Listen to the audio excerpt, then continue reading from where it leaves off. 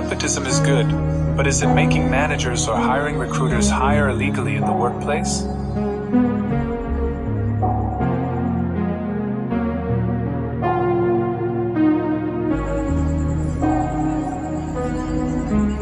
Nepotism.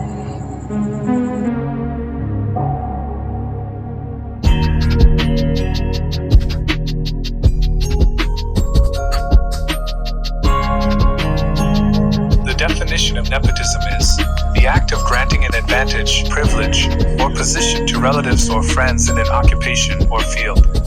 These fields may include, but are not limited to, business, politics, academia, entertainment, sports, religion, and healthcare, similar to cronyism. This definition I got is from Wikipedia.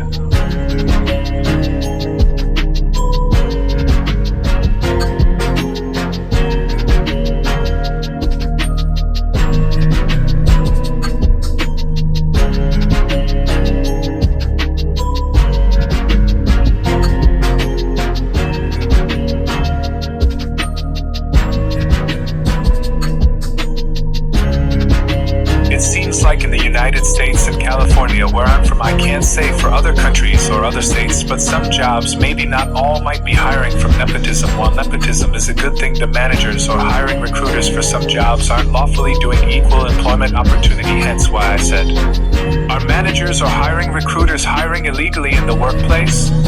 We all know what equal employment opportunity is, but if you don't, here is the definition. Equal employment opportunity is a state of fairness in which individuals are treated similarly, unhampered by artificial barriers, prejudices, or preferences, except when particular distinctions can be explicitly justified. For example, the intent of equal employment opportunity is that the important jobs in an organization should go to the people who are most qualified, persons most likely to perform ably in a given task, and not go to persons for reasons deemed arbitrary or irrelevant, such as circumstances of birth, upbringing, having well-connected relatives or friends, religion, sex, ethnicity, race, caste, or involuntary personal attributes such as disability, age. According to proponents of the concept, chances for advancement should be open to everybody without regard for wealth, status, or membership in a privileged group. The idea is to remove arbitrariness from the selection process and base it on some pre-agreed basis of fairness, with the assessment process being related to the type of position and emphasizing procedural and legal means. Individuals should succeed or fail based on their efforts and not extraneous circumstances such as having well-connected parents. It is opposed to nepotism and plays a role in whether a social structure is seen as legitimate. The concept is applicable in areas of public life in which benefits are earned and received, such as employment and education, although it can apply to many other areas as well. Equal opportunity is central to the concept of meritocracy. This is the definition I got from Wikipedia.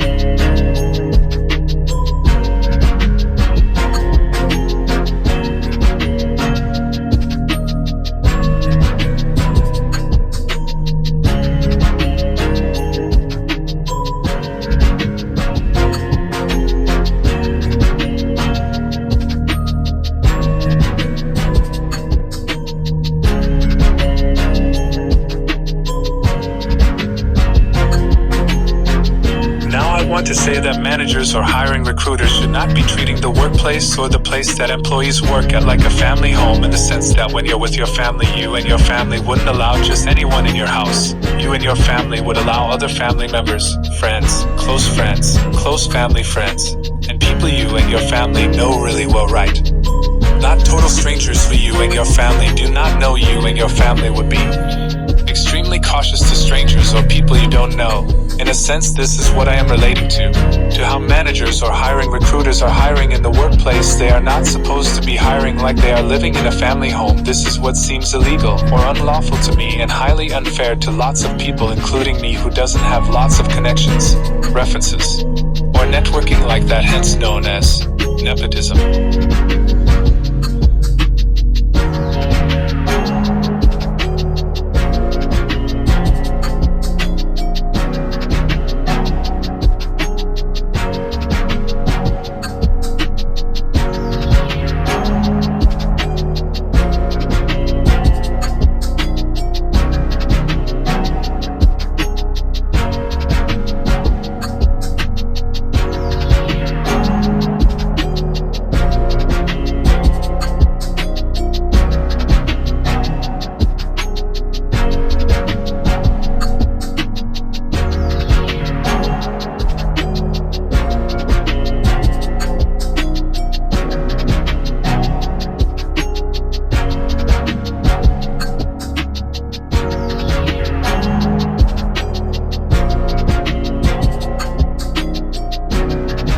77%. Apparently, it's all about who you know is still a thing, at least when it comes to career opportunities.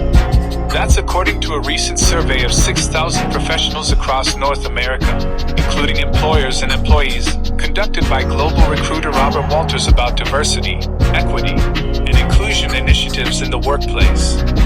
More than three-quarters, 77%, of companies in the survey admit to valuing a candidate's personal connections more than their skills.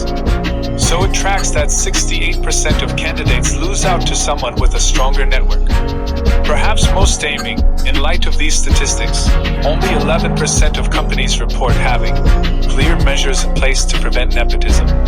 This is from an article written by Britt Morse from former Associate Editor Incorporated in February 28, 2024.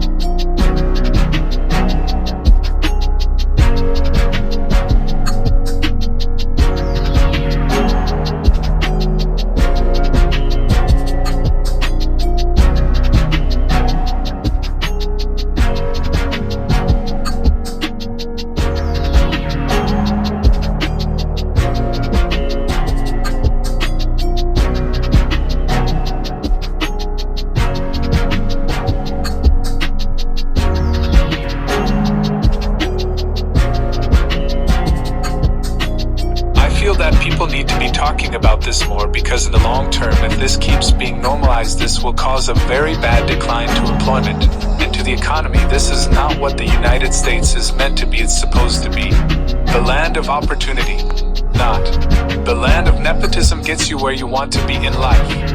While nepotism is good family members, friends, and associates helping their close ones get jobs and everything, should only be telling their close ones about jobs that are hiring, or if the place that they are working at is hiring. What they shouldn't be doing is doing all of this and then telling the manager or hiring recruiter about their family member, friend, or associate that is putting an application and that they have said name is applying to work here and is putting in a good word for them. The manager or hiring recruiter then being told that is going to think, oh, this must be a good person to hire if one of the employees is putting in a good word for them. I think it's highly unfair to people who try to work hard to get things that they need for a job they're trying to get, and that are willing to work hard at the job and do their best, and then you have an employee's friend or family member who got the job almost easily and may not be working that hard or looking the part for the job or looking like the odd one out by what they're wearing or how they're acting depending on the job.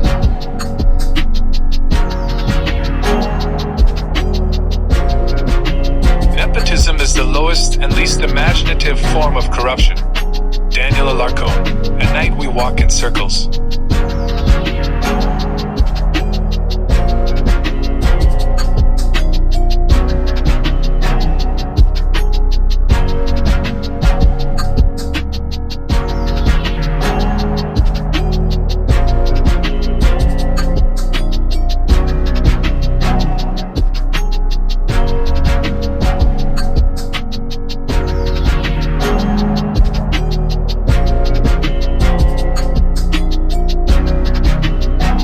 Let's also not forget that there are some managers or hiring recruiters that still discriminate, so there is some discrimination that still happens to some people who have applied to a job with their resume. There are still some unlawful hiring practices that are still going on by some managers or hiring recruiters. I haven't even talked about other unlawful hiring practices that could still be going on today in 2024.